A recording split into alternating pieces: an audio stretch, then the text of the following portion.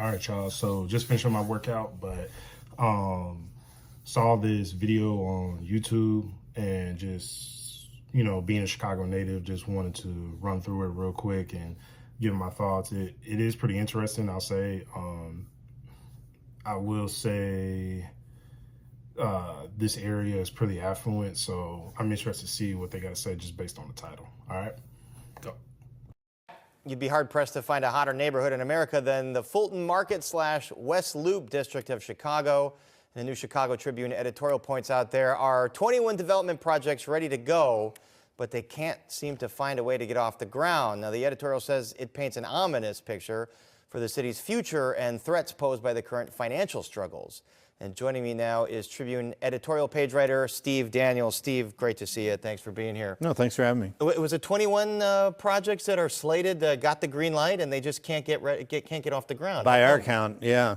Well, what we understand is it's really, there's a number of reasons that developments have struggled. I mean, one of the things, interest rates, financials that people are familiar with, but that's not what's really holding in the neighborhood back. It is just a crisis of confidence on the part of people who invest in these projects, and we're talking about equity investors in real estate projects. So it's not just your old banks and institutions, they're getting equity. These are institutional investors that specialize in real estate financing. The banks will follow along as you get the equity. And so the problem these developers are having is they're having trouble getting the equity investments. Which a greater portion of what you need to finance these things is now coming from equity because banks have cut back on how much they're willing to lend and percentage-wise to get a project built. So they're not happy with the Johnson administration and his handling of city finances? Yeah, I mean, it's just concern about the city's future. Like, what if we do a pro forma based on these financials and these taxes, and then 3 or 4 years, 5 years down the line, we look to exit the investment and make our money back, what are the taxes going to be then? And right now, they have no way of predicting that and basically assume it's going to be bad. And whatever pro forma we wrote back 5 years ago is going to be obsolete, and essentially this was not an investment worth making. So is it property taxes they're most concerned about, even though the mayor is not proposing a hike in property taxes? But given the structural problems of the city, it would seem to be that at some point they're going to have to go up. Right. Property taxes is a big one for sure for a real estate development. The head tax that the mayor has proposed on corporations doesn't directly affect apartment buildings, but does make you worry about the future economy of the city. So, and then whatever else would they come up with? I mean, if these things don't work. The social media tax.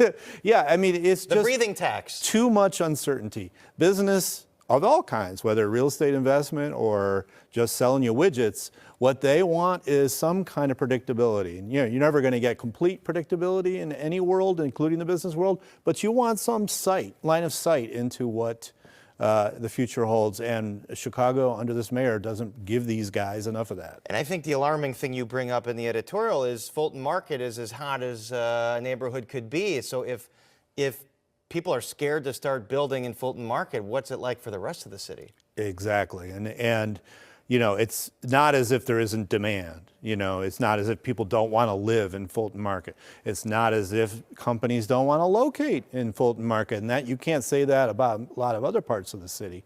It's not as if we don't need hotel rooms in Fulton Market. We do. The hotels are packed.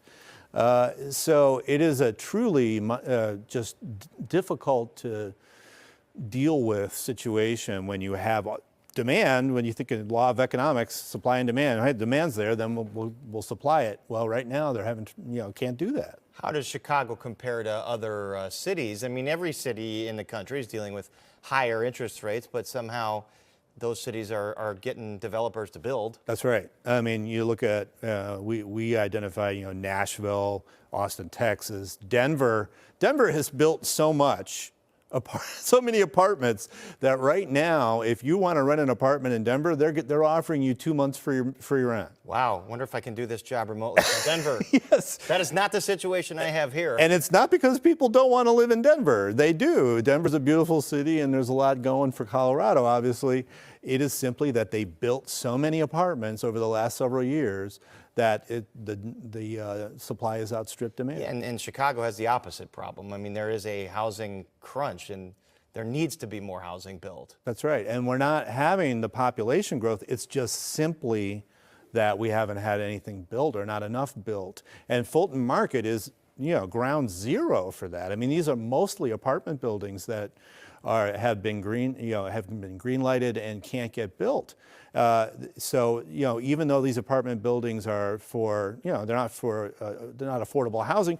Basically, every one of these projects has 20% set aside for affordable housing per the city's policies. So, but no matter what you're doing is you're providing supply. And more supply helps everybody else, no matter where they live in Chicago. Not too far away, I'm surprised the Bally's mega development they've started on that, given all the problems that Bally's has had internally. Right.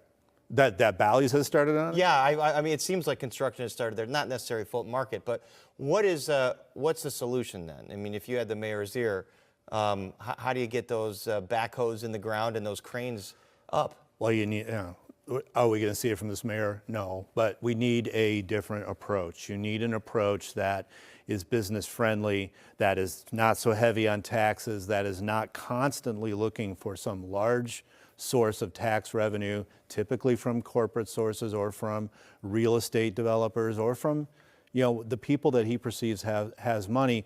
You need to signal to the investment community that the city is open for business. And right now, that's just not happening. That's part of why these alders brought in Ernst & Young to comb through the budget. The mayor's getting some pushback for paying for this report. It comes up with up to $1.4 billion in efficiencies. He's only including $80 million of that. Would you join that chorus of alders saying, hey, why don't you adopt more of this? Absolutely. Yeah, I mean, that has been a problem throughout. Chicago's got a structural financial problem, period. So how do you solve it? Well, you need to look both at revenue and you need to look certainly at costs. And right now, this administration just simply hasn't. All right, so how do I gather my thoughts? So it was a pretty good video. I like how, the guy that wasn't in the going to prom like Ty was talking about, the guy on the right. For the people that don't know that are out there, and just so you know, I am not a real estate expert. I am not any of that. But I have business sense. I have a degree in business, all that stuff. So, for the fact that they're holding off on breaking ground on these, and it's not city-like. So, just want to know, when you do big development projects, depending on the size, you need approval from the city to build. And they already said like 21 projects. Like, that's a lot of projects for that area. Even anybody who doesn't know Chicago, Fulton Market is a decently sized area. It's not a humongous area, but it's West Loop, Fulton Market. That's like a really popular area, with a lot of meat on the bone over there. Like, there's plenty of areas you can put some buildings up for sure. I'm happy that there's, a lot of apartments, things like that, like going up. But I think this guy's got a point. Like, you just got to make it business friendly. Like, the fact that it's not the city blocking them from building, it's the investor is not be able to get financing is, for who's ever trying to get financing. They're seeing something in the due diligence or that just not making them wanting to give money to put equity towards the investment. So, it's something stopping them, and I think they got fair points. Like, we don't know what taxes are going to look like in 5 years. You don't know if they try to get out in 5-10 years, like what's going to be the taxes on that. Like, there's a lot of uncertainties, but I think that's alarming because, that is such a popular area. I mean, from 21 to 28-year-olds is the best area to be in right now. That Fulton Market really blew up over the last couple of years. And then a lot of wealthy city goers, high, you know, not even wealthy, just high earning city people live in that area. Very popular, that part, you know, along with like Hyde Park and things like that. So, you know, I think you got a good point. I mean, it's going to be, it's alarming. I'll say that. In my opinion, it's pretty alarming. Like if it's not the city stopping them, it's the investors stopping themselves from going forward because they're just not sure. I mean, I understand, especially when the way we handle taxes in Illinois or like city of Chicago, things like that, property taxes being one of the biggest issues here.